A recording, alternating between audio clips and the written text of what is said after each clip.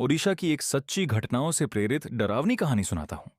ये कहानी कोणार्क और पुरी के बीच के एक पुराने गांव की मानी जाती है, जिसे आज भी लोग याद करके डर जाते हैं। चांदनी रात का साया। ओडिशा की सच्ची डरावनी कहानी ओडिशा के पुरी से लगभग 25 किलोमीटर दूर एक छोटा सा गांव था, चंद्रपुर। यह गांव बाहर से बिल्कुल शांत और खूबसूरत लगता था, लेकिन वहां के लोग एक अजीब डर के साए में जीते थे। गांव के किनारे एक पुराना खंडहर था, जिसे लोग काली हवेली कहते थे। कहा जाता था कि उस हवेली में 20 साल पहले एक भयानक घटना हुई थी। 1998 की बात है। एक अमीर व्यापारी रघुनाथ पटनायक अब्रियाम के अपने परिवार के साथ उस हवेली में रहता था। उसकी पत्नी और एक 10 साल की बेटी थी, राधा। सब कुछ ठीक चल रहा था, लेकिन एक रात अचानक गांव में चीखों की आवाज गूंज उठी। सुबह जब लोग हवेली पहुंचे, तो जो उन्होंने देखा वो किसी डरावने सपने से कम नहीं था। पूरा घर बिखरा हुआ था, दीवारों पर अजीब निशान बने थे, और रघुनाथ का परिवार गायब था। ना कोई खून, ना कोई शव, बस खाली घर और डरावनी खामोशी। उस दिन के बाद से उस हवेली को काली हवेली कहा जाने लगा। साल 2018 भुवनेश्वर से 4 कॉलेज स्टूडेंट्स आकाश, रोहन, सीमा और पूजा एडवेंचर के लिए उस गांव में आए। उन्हें इन कहानियों पर विश्वास नहीं था।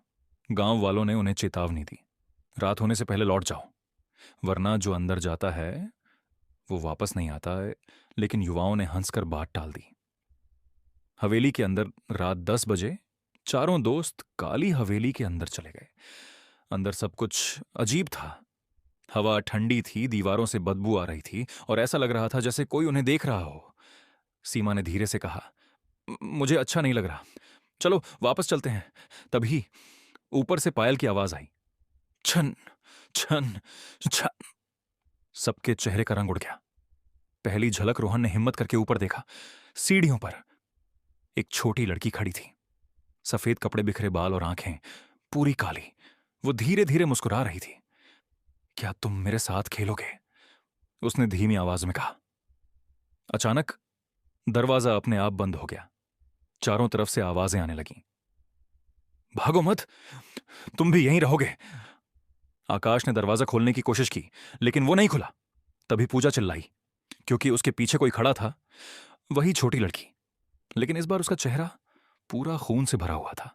अंत जो आज भी रहस्य है। अगली सुबह गांव वालों ने हवेली के बाहर सिर्फ 4 मोबाइल फोन पाए। आकाश, रोहन, सीमा, पूजा चारों गायब थे। आज तक उनका कोई पता नहीं चला। आज भी गांव वाले कहते हैं, हर अमावस्या की रात उस हवेली से पायल की आवाज आती है, और कोई मासूम आवाज पूछती है, क्या तुम मेरे साथ खेलोगे? हवेली का सच। चारों दोस्तों के गायब होने के बाद चंद्रपुर गांव में फिर से डर लौट आया। कोई भी उस काली हवेली के पास जाने की हिम्मत नहीं करता था। लेकिन हर कहानी में एक ऐसा इंसान होता है जो सच जानने की ठान लेता है। इंस्पेक्टर अर्जुन भुवनेश्वर से एक पुलिस इंस्पेक्टर आया, अर्जुन नायक। वो उन चारों स्टूडेंट्स की मिसिंग केस की जांच कर रहा था। गांव वालों ने उसे भी चेतावनी दी, साहब ये कोई इंसान का काम नहीं है, वहां मत जाइए। लेकिन अर्जुन को इन बातों पर विश्वास नहीं था। पुरानी डायरी का राज। जांच के दौरान अर्जुन को गांव के एक बुजुर्ग ने एक पुरानी डायरी दी। वो डायरी उसी व्यापारी रघुनाथ पटनायक की थी। डायरी में लिखा था, उसकी बेटी राधा बहुत बीमार थी, डॉक्टरों ने जवाब दे दिया था। तब रघुनाथ ने एक तांत्रिक की मदद ली। तांत्रिक ने कहा, अगर अमावस्या की रात एक बलि दी जाए तो तुम्हारी बेटी बच सकती है।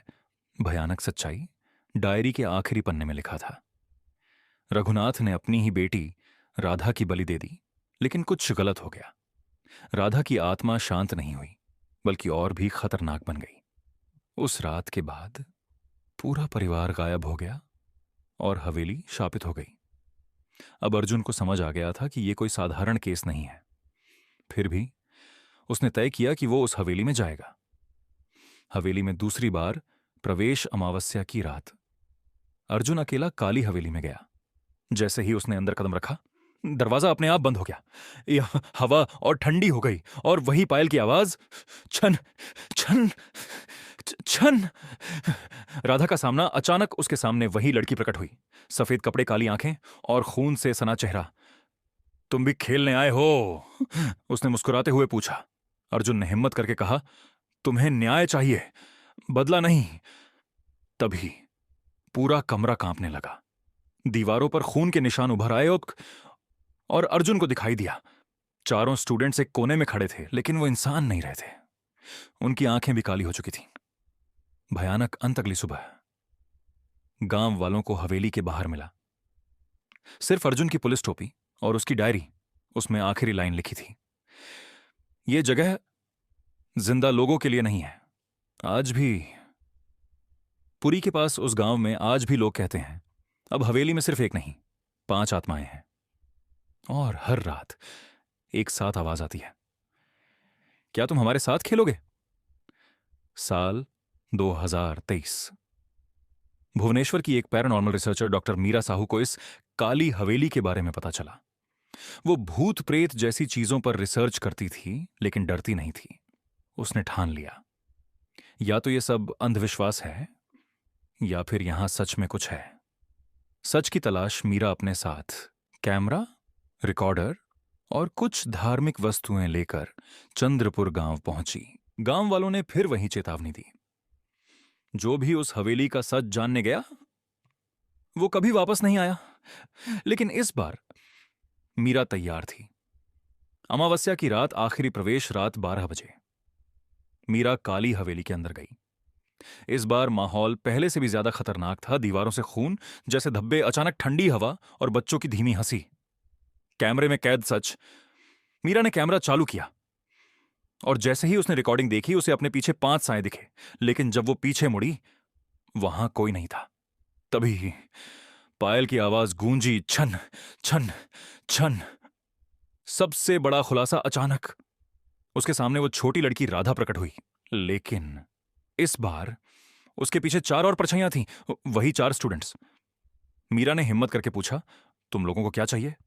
राधा की आखिरी बात राधा धीरे से बोली, हमें मुक्ति चाहिए, लेकिन कोई हमें यहां से जाने नहीं देता। मीरा चौंक गई, कौन? तभी पूरा कमरा अंधेरे में डूब गया। असली विलेन, सबसे बड़ा ट्विस्ट। अचानक एक भारी आवाज आई, क्योंकि ये सब मेरी आत्माओं हैं। मीरा ने पीछे देखा। एक काला साया, लंबा शरीर, जलती हुई लाल आंखें, वो था वही तांत्रिक जिसने सालों पहले यह सब शुरू किया था। तांत्रिक का राज। तांत्रिक हंसते हुए बोला, मैंने राधा की बलि इसलिए करवाई ताकि मुझे अमर होने की शक्ति मिले, और अब ये सभी आत्माएं मेरी कैद में हैं। आखिरी मुकाबला। मीरा ने तुरंत अपने बैग से एक पवित्र मंत्र वाला ताबीज निकाला। उसने जोर से मंत्र पढ़ना शुरू किया। कमरा हिलने लगा। आत्माएं चिल्लाने लगीं। तांत्रिक गुस्से में आ गया और हवेली टूटने लगी। अगली सुबह गांव वाले जब वहां पहुंचे तो उन्होंने देखा काली हवेली पूरी तरह से जल चुकी थी। अंदर कुछ भी नहीं बचा था, लेकिन उन्हें वहां एक कैमरा मिला। कैमरे की आखिरी रिकॉर्डिंग। जब उन्होंने वीडियो देखा तो उसमें मीरा आखिरी बार कह रही थी, मैं इन्हें आजाद कर रही हूं। और फिर एक तेज रोशनी, आत्माओं की चीख और अचानक सब शांत। अंतिम ट्विस्ट। सबको लगा कि अब सब खत्म हो गया, लेकिन कुछ दिनों बाद पुरी के पास एक छोटे बच्चे ने अपनी मां से कहा, मां, कल रात एक दीदी आई थी। वो कह रही थी, क्या तुम मेरे साथ खेलोगे? क्या सच में सब खत्म हुआ, या क्या वो तांत्रिक अभी भी जिंदा है? क्या आत्माएं सच में मुक्त हुईं, या अब वो और भी ज्यादा फैल चुकी हैं?